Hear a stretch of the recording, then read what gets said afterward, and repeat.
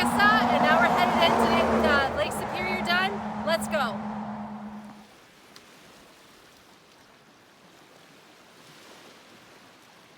Morning. We are headed to Mermaid Lagoon today from Warp Bay, starting our trek back to Agawa Bay, 63 kilometers.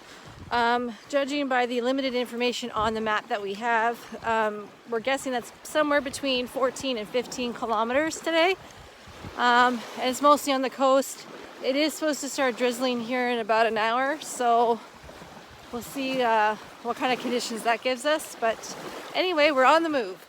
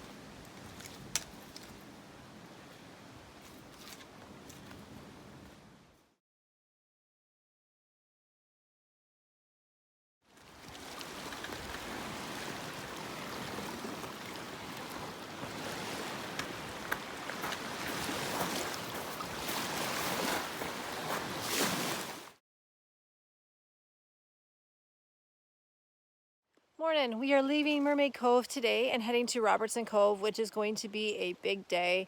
I'm estimating at around 20 kilometers since there's really no kilometer markings on the actual map. That's my estimate. So it might end up being a little bit more than that, but it's going to be around there. So it's going to be a tough go this morning. It's going to be a long day. We're up and ready to go. So let's get a move on.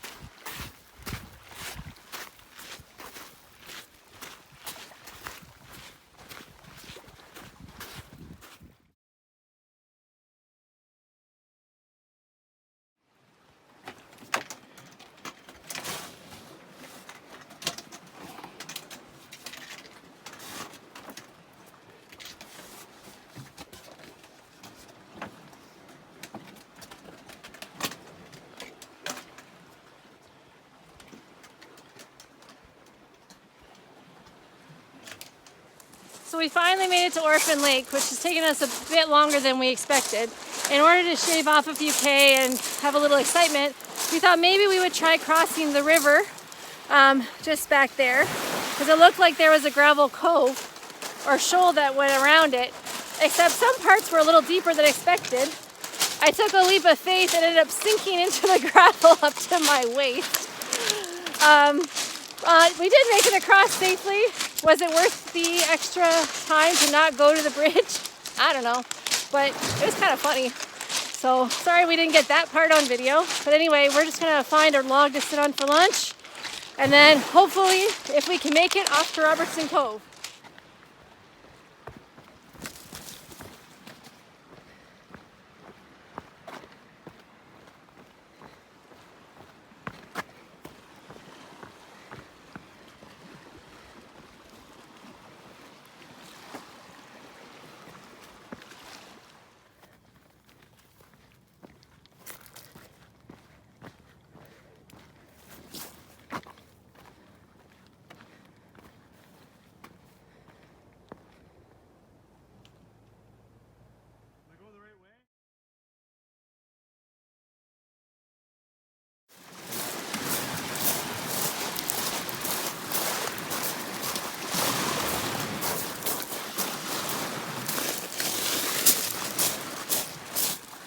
So it's getting late in the day. Jeremy and I stopped at this campsite just past Coldwater, thinking maybe we would stop here instead of continue on to Robertson Cove.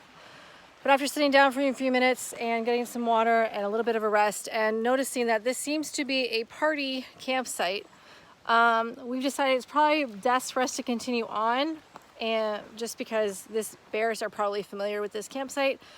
And after a break, we're feeling pretty confident that we can make the extra 3K to Robertson Cove. So that's what we're gonna do, and let's see if we can get there before sunset.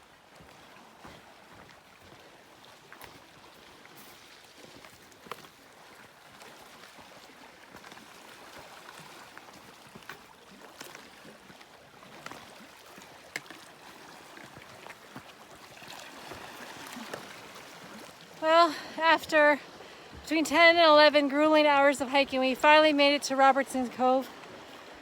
As always, we're glad we went the extra mile because it's just a beautiful spot, but we are very tired. So we are doing dinner, showers, and bed. So I will see you tomorrow.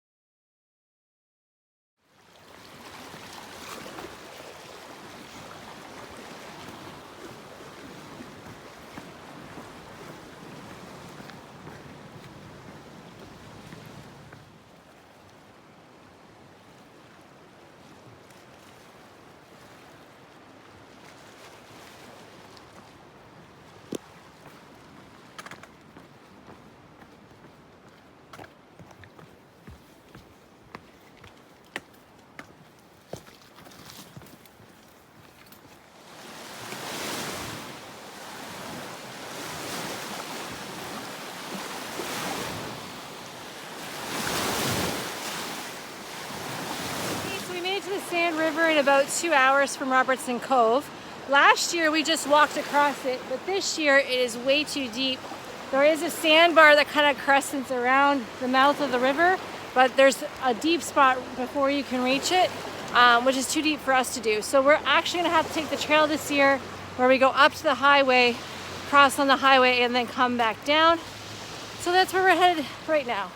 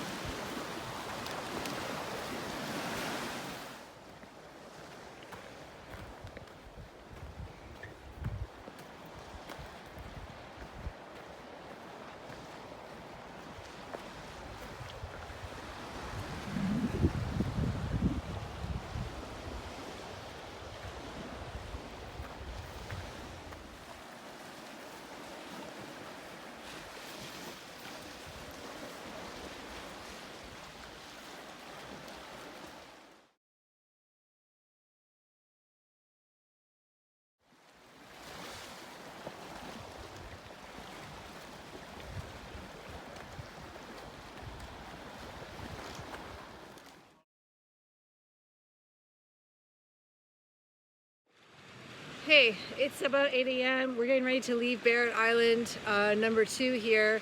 It was not a good campsite. We were basically had to pitch our tent around a tree and a stump. on top of a bunch of roots, and that was the only place to pitch it. And the Thunderbox was like 20 feet from our campsite.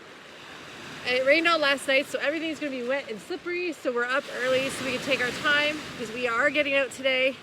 So let's get rolling.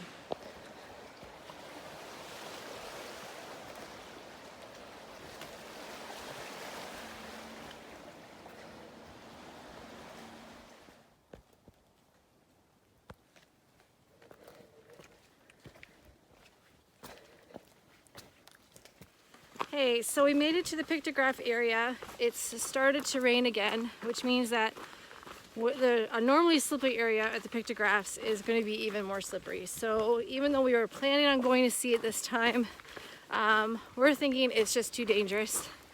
So anyway, we are getting back on the trail through this area and heading out to Agawa Bay.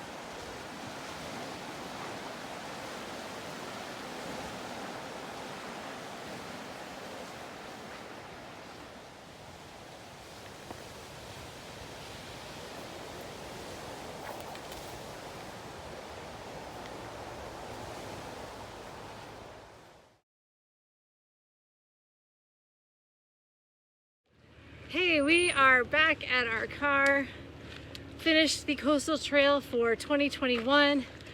As always, we are excited, tired, and very, very hungry. So we are gonna go get our traditional fish and chips.